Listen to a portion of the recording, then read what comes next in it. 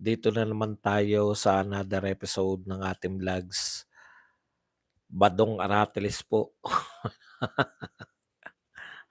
Pag-uusapan natin, ito po, no? Donald Trump, pag-upo sa January 20, pinakamaaga daw po, around January 21, magkakaroon na po ng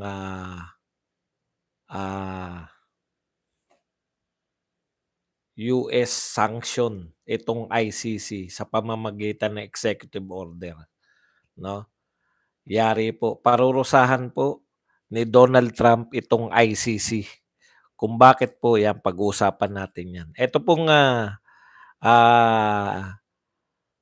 NSC, yung National Security Council, yung pagkakatanggal po, maganda po itong paliwanag nito ni General Orlando De Leon, o retired General Orlando De Leon, na yung paliwanag niya po riyan sa bakit po pinatutupad yung EO 81 o yung reorganization.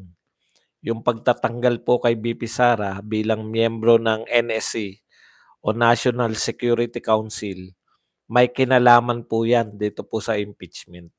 Yan po ang mapag-uusapan natin. Dalawa lang pero hitik na hitik, no?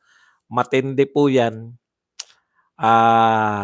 Malungkot po ang mga umaasa na yung mga Duterte ay madadala nila sa ICC dahil pagkatapos po na gawin ni Donald Trump sa ICC yung kanyang balak gawin, mababawasan na po yung angas at kapangyarihan nitong ICC na to na makialam, no, sa mga bansang mayroong soberenya katulad ng Pilipinas.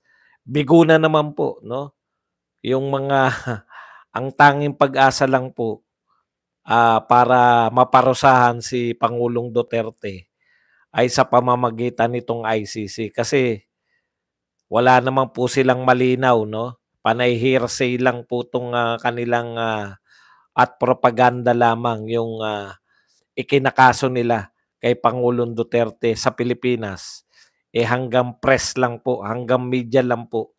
Wala pa pong kinakaso hinggil po dyan sa EJK at sa war on drugs kay Pangulong Duterte. Yung kaisa-isa po na inaasahan nila na ICC, eto po, kapapasok lang po na balita, paparusahan ni Donald Trump. Hindi po dahil kay Tatay Diggo. Yan po ang pag-uusapan natin. Pero bago yan, kung bago ka pa lang dito sa ating channel, mag-subscribe ka na. Dahil ito lang ang tanging channel na may kinikilingan, may pinapanigan, una sa balita, uli sa impormasyon. Kaya ano pang hinihintay nyo? Pindot na. Okay, pag-usapan natin, no? Alam nyo po, siyempre, nang-aasar lang po tayo nung mga una, no? Inaasar natin itong mga tagapamandila ng ICC dito sa Pilipinas. Tinatanong natin sila, o ano na, kumusta na yung pinagmamalaki nyo na warrant of arrest ni Pangulong Duterte mula dyan sa mga dayuhang ICC. Ito po yung mga tao na no, yung makabagong makapili, no? Very willing po sila na ipagkanulo ang kanilang mga kababayan mula po sa mga dayuhan, no? Ganyan po kasusutil itong mga hinayupak na to. Kasi hindi nila kaya, alam nating lahat na legal yung ginawang war on drugs ni Pangulong Duterte dahil siya po ang presidente ng Pilipinas at that time. Legal po yung kanyang war on drugs. Alam naman natin propaganda lang po nila yan lahat. So, ngayon po, si Donald Trump nagsabi, eto po, ayon po sa balita na to, Middle East Monitor, US President-elect Donald Trump plans to impose devastating sanction against the International Criminal Court, ICC, in The Hague immediately after taking office. Yan po. Ayon pa po rito, yung executive order ay maaari pong ipatupad ni Donald Trump o ideklara ni Donald Trump, as soon as January 21, 'no? Okay. It will target both individual ICC personnel, including judges and prosecutors, and the institution as a whole. Okay. Ito po ang malupit, 'no? Idi-discuss po natin. Baka sabihin niyo, "Ano namang epekto niyan?" Hindi po, 'no? Hindi kung papansinin niyo po, ngayon po nangingilag na buong mundo kay Donald Trump. Yung mga ang daming sinasabi kay Donald Trump before siya kasi akala nila mananalo si Kamala, eh. Lahat na po ngayon nagtitiklupan na. Yung mga bansa po sa Europe, medyo sumisipsip na po kay Donald Trump. Hindi po natin maialis, 'no? Superpower pa rin po ang US sa kasalukuyan, 'no? Angat na angat pa rin po yung, military might ng US. Siguro kung mayroon pong, distant second sa kanyang military might, yung China yon, 'no?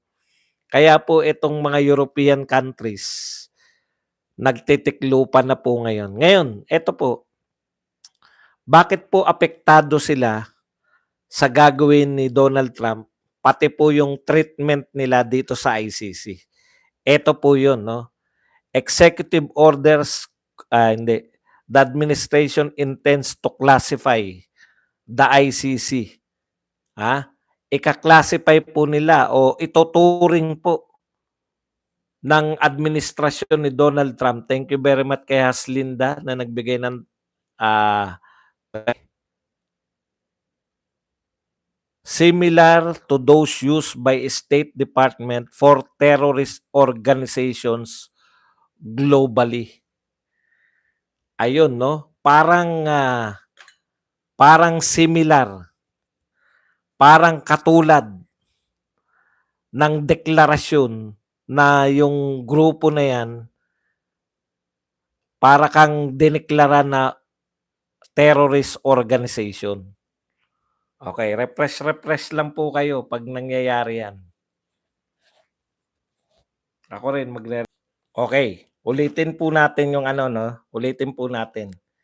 The administration intends to classify the ICC as organization threatening US interests.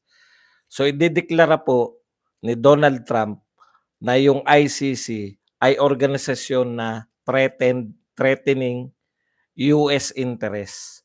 So katulad po 'yan ng pagdedeklara sa isang organisasyon na isang terorista. Okay? So ano po ibig sabihin niyan 'pag dineklara po na against US interest? Ibig sabihin, yung mga bansa na kumikilala pa diyan, 'no, magkakaroon din po ng, kumbaga, sinabi na nga ng US na wag niyo yang organisasyon na 'yan, wag kayong makikisama na diyan dahil yan ay against sa amin. Okay. So magbibigay kami ng sanction diyan, sino mang bansa yung, makikipag-ugnayan pa rin sa ICC ay medyo magiging masama po yung dating sa US.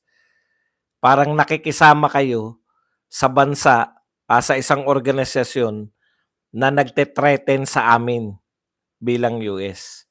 Okay. Kaugnay ito ng, pagdedeklara o pag-i-issue ng ICC ng mga warrant of arrest sa kaibigan ng US na si Prime Minister ng Israel, Benjamin Netanyahu. Alam niyo po, noon pa, nung unang presidente pa si Donald Trump, talagang, isa po 'yan sa ano niya, 'no, ipagtatanggol niya yung Israel. Wala naman po tayong pakialam sa sa gusto niyang gawin sa buhay. Pero natutuwa po tayo kasi po Hindi lang po ang epekto niyan sa US 'no, ang epekto po niyan lahat ng mga kaalyado ng US, lahat ng mga kaibigan ng US medyo mag-iiwas po diyan kung ayaw ninyong, kayo ay madamay sa galit ng US dito sa ICC, okey. So, kawawa po 'pag tayo po nagpatuloy tayo sa pag-entertain dito sa ICC, mas lalong maba-badshot itong si BBM. Kasi hindi niya kaya, eh. Hindi niya talaga kaya yung mga pinsan niya, eh.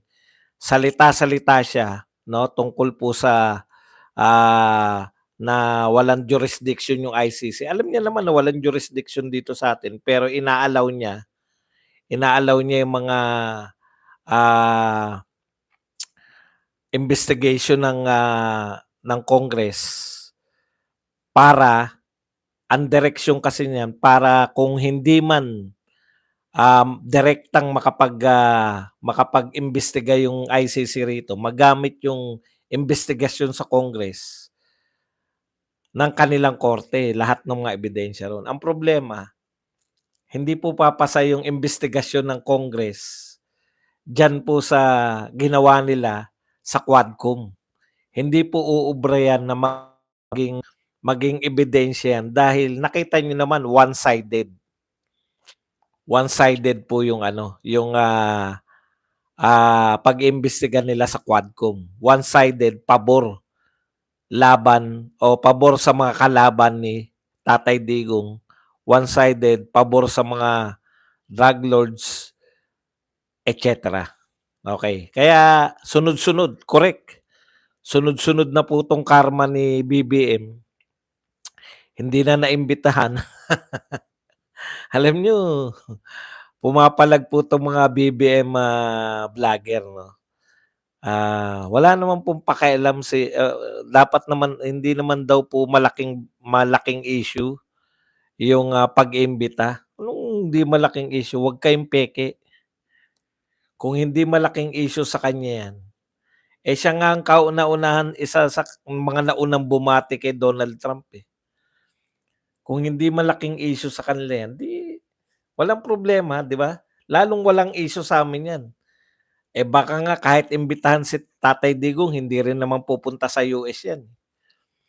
'Yun po ang wala talaga. Kasi nung panahon ni Tatay Digong, natatandaan ko, 2 beses yatang inimbitahan si Tatay Digong nung panahon ni Donald Trump, yung unang presidency ni Donald Trump. Hindi naman dumalo talaga si Tatay Digong. Okey, kaya ba ng US 'yan? Yung sinasabi nilang isa-sanction nila yung ICC. Siga po ng mundo ang US. Kaya po nila 'yan at nagawa na po 'yan ni Donald Trump. Mas maliit lang yung sanction, sa ICC rin. Basahin po eto po, balita po 'to nung, unang presidency ni Donald Trump, December 14, 2020. Ang ano po nito, si Fatu Betsoida pa. Yan po yung babae. Siya po yung prosecutor ng ICC. Ang gustong imbestigahan nito ni Betsaida, yun pong, US mismo, 'no?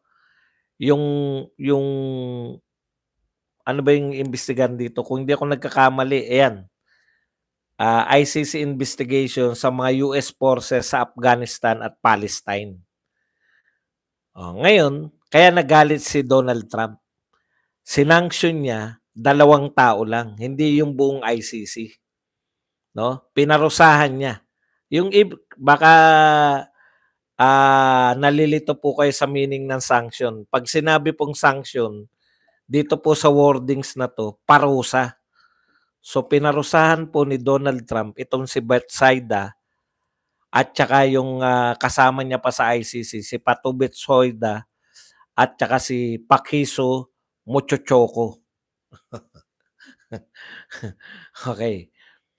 So ano po yung sinanction sa kanila? Freeze po 'no? May executive order nung 2020 si President Donald Trump. Freeze po yung ano, yung, mga pag-aari ni Betsaida sa US. At isa pa, ito po ang pinakamalupit dito 'no, dineklara sila na kasi idedeklara sila na ano, yung parang hindi ka kanais-nais. 'Di ba sa'tin meron tayong ano, meron tayong yung persona non grata, 'di ba? Hindi ka ayaw ka namin dito. Merong katumbas nun, ano ba yung tawag dun, SDN, Specially Designated Nationals o yung tinatawag na Black Persons List. Person lang po 'to, So, blacklisted po sila sa Amerika. Okay, ang tawag po sa kanila SDN or Specially Designated Nationals, 'yan 'no, na black kayo, ayaw namin sa inyo. Pero dahil may mga kayamanan sila sa US, freeze ngayon, hindi mo puwedeng gastusin. Kung may ari-arian ka, hindi mo puwedeng ipagbili. Naka-freeze yung asset ng, prosecutor ng ICC noon, nung panahon ng unang presidency ni Donald Trump. Ngayon po, ang balak parusahan ni Donald Trump, hindi na lang po yung si Khan, yung prosecutor. Ang balak pong parusahan na ni Donald Trump ngayon, yung buong organisasyon na ng ICC kasi masyado ng sutil. Masyado na silang nakikialam sa mga sovereign nations.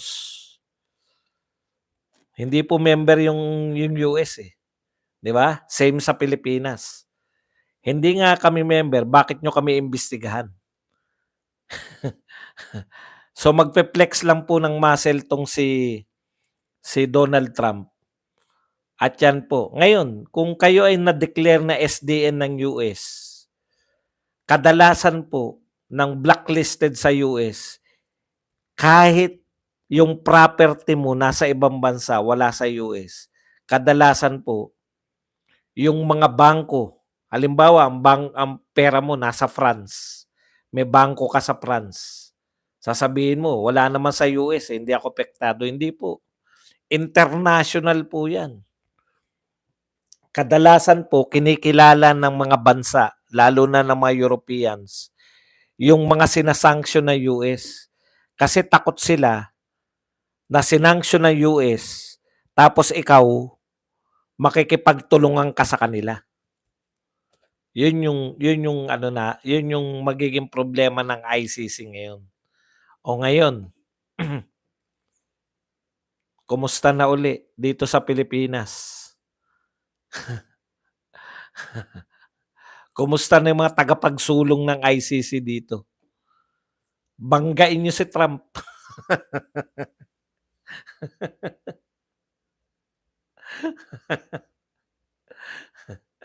Nakita mo ba listahan? Okay yun. Ayaw mo nung sisikat ako.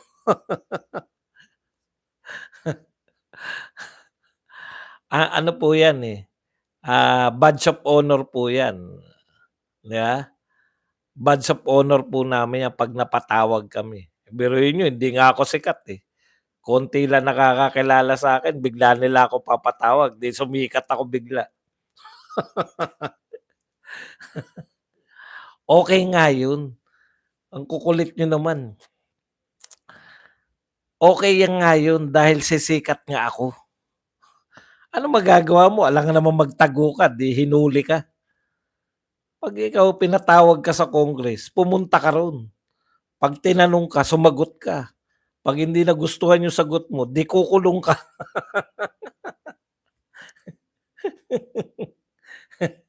Pero sikat ka, nasa balita ka na kinabukasan, 'di ba?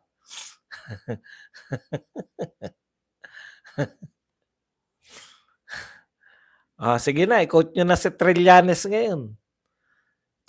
Malalapit na yan, 2021, putya meron na kaagad executive order. Kayo ang hahantingin ni Donald Trump. Tama, bakit ba nagsisikat yang mga yan, 'di ba? Kailan ba sumikat yung mga O, wala namang problema, eh. Dun makikita ngayon yung husay. Wala tayong magagawa, ganyan na kalakaran, eh. Kaya nga kung sino-sino na nagra-rally. Tama. Kung hindi naman, hindi pa ako mahirap yun na umaasa ako na ipatawag tapos hindi naman pala dahil hindi ka naman sikat.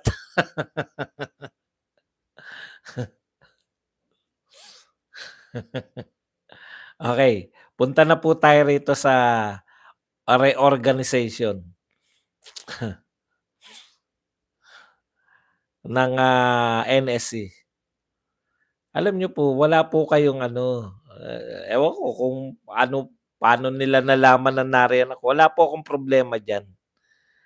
Part po 'yan ng, anong tawag dito, part po 'yan ng ating, ah,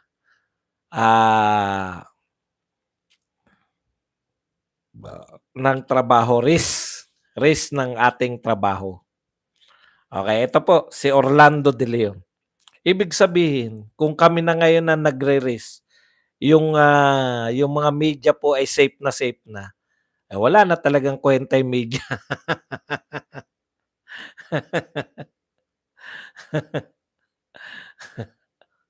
Okay, punta na po tayo rito sa local, yung NSC.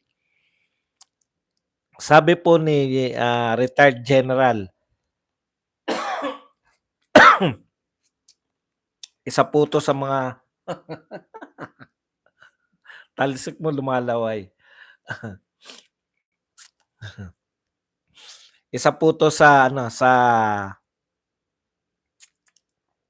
mga, retired general na very vocal 'no, sa pagtira o sa pag-expose dito sa mga katiwalian sa gobyerno ngayon. Okay. Sabi po, "Here's my take on EO 81. The president, has the national has the authority to organize and reorganize the National Security Council.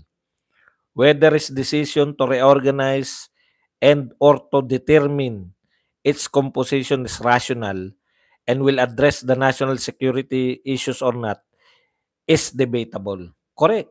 Tama naman, 'di ba? But why would he issue EO 81 at this time? Yan yung tanong, 'no?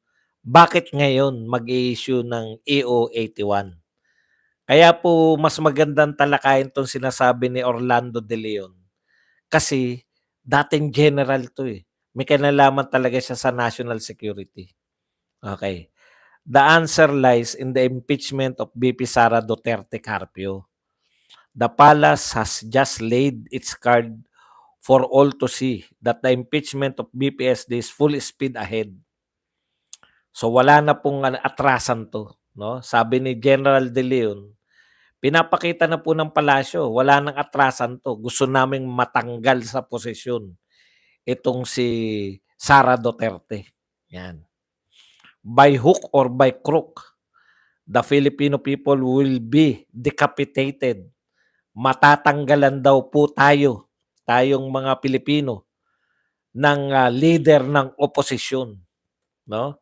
Tatanggalin nila, gusto nilang pugutan ng ulo yung leader ng ano, hindi po literal 'no, yung tanggalan ng ulo ang oposisyon. That threatens the existing of thieving capital, 'yan. Na dahil si VP Sara po ang, threat dito po sa mga magnanakaw sa gobyernong ito. Tinatagalog ko lang 'to, kay Orlando De Leon 'to, who lust for absolute and perpetual at na masisiba sa kapangyarihan. Ayaw nung naranasan pong makaupo ulit sa Malacanang, halos ayaw ng bumitiw. Knowing the anticipating the violent reaction that the impeachment would generate. Ayan po, 'no? Alam na nila na eto pong impeachment ay magdudulot 'to ng mga kaguluhan, 'no? Violent reaction mula po sa mga tao. Ina-anticipate na po nila yan. The advisors of BBM anticipate that the existence of presidency would be under threat. Yan. Dahil po sa impeachment, kaya nga po ayaw ni BBM na ituloy yung impeachment dahil alam niya magkakagulo, matetreten yung kanyang presidency. Pero matitigas ang ulo eh. Mas makapangyarihan kay BBM yung mga may ambisyon. No? Sila ang nasusunod. Hence, such situation would require the convening of National Security Council as they deem as national security concern. Kaya, kung alam nila na magkakaroon ng kaguluhan, puwersado sila na mag-meeting yung National Security Council. Thank you very much kay Food Trip ni James na nagbigay ng $99 na pangkape. Food Trip ni James, mukhang nagbalik ka na naman. Maligayang pagbabalik.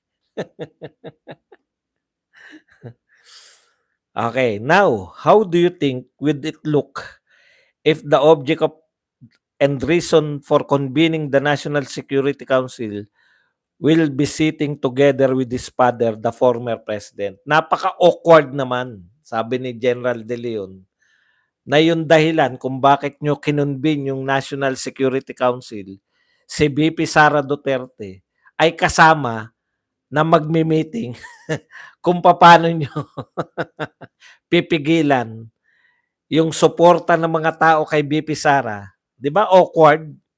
Kaya minabuti nila natanggalin na si VP Sara kasama yung tatay niya at nadamay na lang po si ERAP at si GMA para naman hindi magmukhang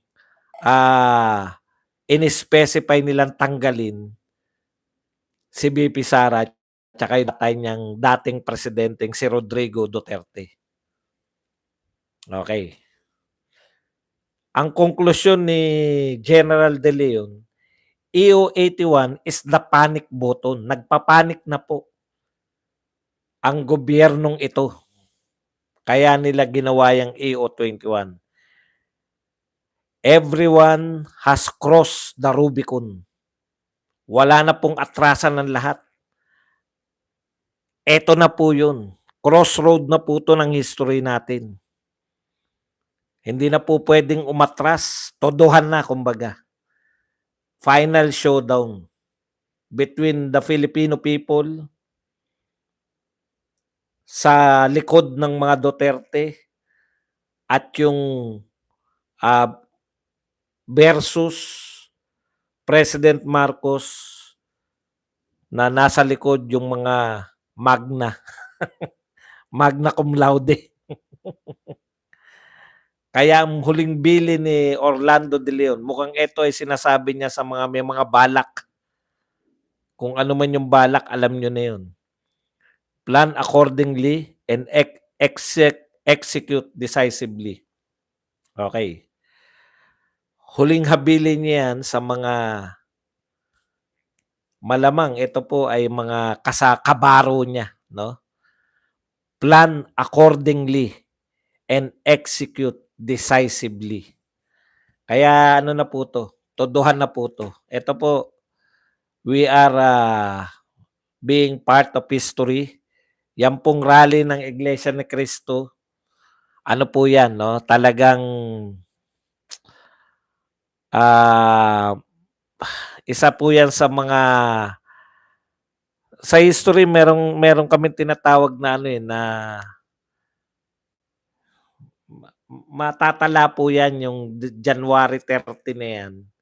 Matatala yan na isang magandang is either simula yan or culmination. Yan January 13 rally ng Iglesia ni Cristo. It's either yan ay start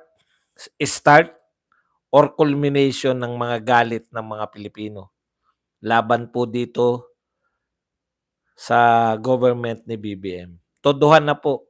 So yung mga tao na, "Ano, wala ba tayong gagawin?" Eto na po yung pagkakataon niyo. Yung mga mahilig maningil, yung mga mahilig na ano, eto na po yun.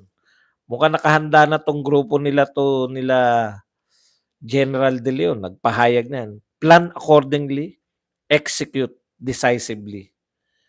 Kaya tapos isasabay niyo pa yung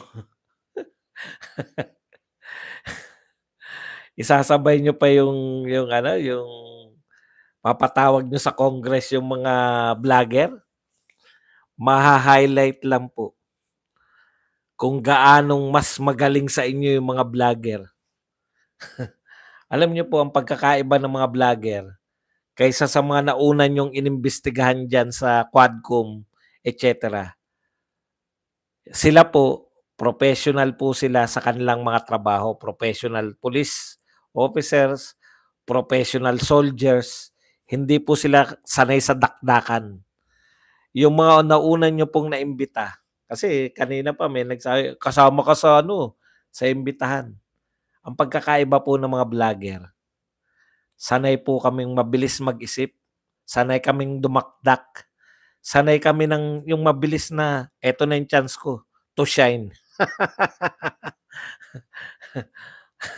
Sasamantalahin po ng mga vlogger 'yan, hindi po kami pupunta ro'n at yung mga nauna pong mga iniimbitahan diyan kaya sila nadudurog, sila Casiong, sila Alice Go, hindi naman po sila sanay ng mga putya dito ilan ang pumapasok na mga troll dito, eh, nasasagot namin ng mabilisan, eh. Kaya kung isasabay niyo pa 'yan, dagdag pa 'yan, 'no, dagdag pa 'yan dahil ang dami pong follower ng mga vlogger, eh. Lahat po ng follower ng mga vlogger, manonood po lahat 'yan. So, ang ibig sabihin po yung pinakamarami naming views, yun po yun yung manonood, tutok po 'yan. 'Pag pinatawag niyo po yung mga vlogger, 'no, para kayong yung mga malalaking rally na maraming nanonood, ganyan po epekto niyan. Makikita po nila na, "Oh, wala naman sinabi si Badong na masama, bakit na-contempt?"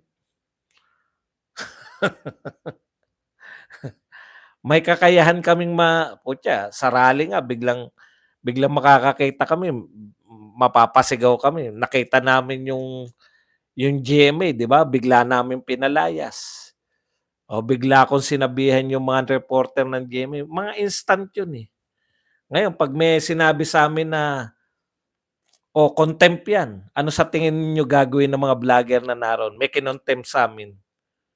Puta kanya-kanyang sigaw 'yan. "Eto po kami, umattend kami rito, mga resource person, pero ganito po ang ginagawa sa'min. Hindi kami binibigyan ng kalayaang makapagpahayag." Puta, lahat 'yan kanya-kanya 'yan. Yung mga kamera ng mga press, puta sasabog 'yan. May magpapasimuno po nun ng pagsasalita na nawawalan tinatanggalan kami sa harap ninyong lahat. Tinanggalan kami ng karapatang magpahayag, pinatawag kami pero ayaw kaming pagsalitain. Kanya-kanya 'yan ng mga dakdak 'yan. Putya kanya-kanyang kuha yung mga GMA7, ABS-CBN.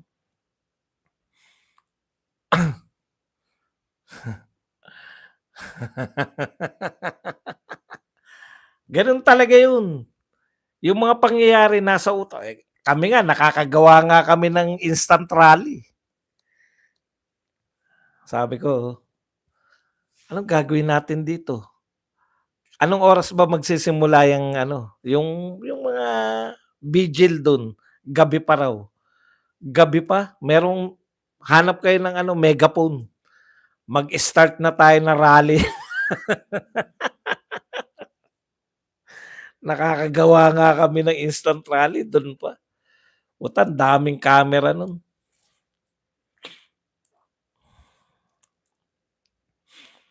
Hindi po kami 'no, hindi po kami Katulad ng mga inimbestigahan niyo na nagpipigil lang ng galit, walang masabi. Ang mga vlogger po dakdakero, dakdakero't dakdakera po kami. Remote Geek, thank you very much sa 125. Happy New Year, Boss Buds. Oh, meron pa yata rito. Lulu, thanks for the info, Sir Buds. Nakaabot din ngayon ang live mo. Ayan.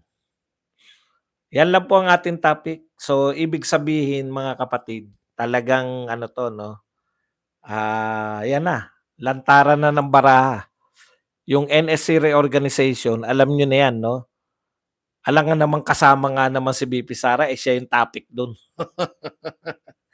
Ang topic nila dun, pag nag-meeting sila, paano nating mapipigilan yung galit nitong, kasi impeach nila di ba? Anticipated na nila magagalit Paano nila mapipigilan yung galit ng mga supporter ng mga Duterte ngayong ini-impeach si BP Sara?